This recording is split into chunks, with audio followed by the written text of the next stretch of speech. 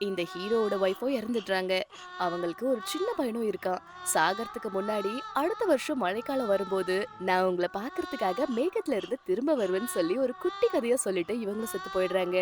பையனும் அத நம்பி காத்துக்கிட்டே இருக்கான்.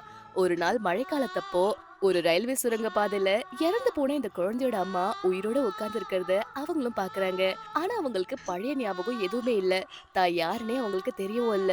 இந்த ஹஸ்பண்டும் அவள வீட்டுக்கு கூட்டிட்டு வந்து அவங்க 2 பேரும் எப்படி காலேஜ்ல காதலிச்சாங்க, எப்படி கல்யாணம் பண்ணாங்க, பழைய கதைகள் எல்லாத்தையுமே சொல்ல ஆரம்பிக்கிறாரு.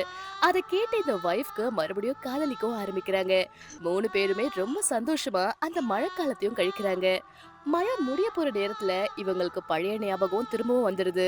உண்மையான விஷயம் என்னன்னா, அவங்க ஹாஸ்பிடல்ல இறக்கறதுக்கு கொஞ்ச நேரத்துக்கு முன்னாடி தன்னோட ஹஸ்பண்டும் பையனும் தன்னை பிரிஞ்சு எவ்வளவு கஷ்டப்படுவாங்கன்னு நினைச்சு ரொம்பவே ஏங்குறா. அந்த தீவிரமான பாசத்தால அவளோட காலம் தாண்டிய பயணம் டைம் ஸ்லிப் மூலமா கடந்த காலத்துக்கு வந்து இந்த சில வாரங்களை அவங்களோட வாழ்ந்துட்டு போறா. மழை நின்னதுமே அவளோட நேரமும் முடிஞ்சு போகுது.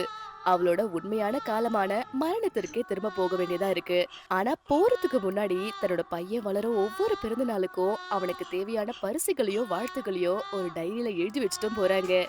அம்மா நினைவுகளோட இந்த ஹஸ்பண்டும் அந்த குட்டி பையனும் அதுக்கப்புறம் தங்களோட வாழ்க்கையும் தொடர்றாங்க. காதலும் பாசமும் மரணத்தையும் தாண்டி எப்பேற்பட்ட அற்புதத்தையும் செய்யும் அப்படின்றத சொல்றதுதான் இந்த பி வித் யூ படம். இந்த படம் ரியலா இல்லைன்னு நம்மளுக்கு தோணினாலுமே அந்த மாதிரி நடந்தா எவ்வளவு நல்லா இருக்கும் அப்படின்ற மாதிரி தான் இருக்கும். இந்த படத்தை எக்ஸ்பிளைன் பண்ண கேட்ட நம்ம வனிதா சிஸ்டருக்காக இதை டெடிகேட் பண்ணுவோம்.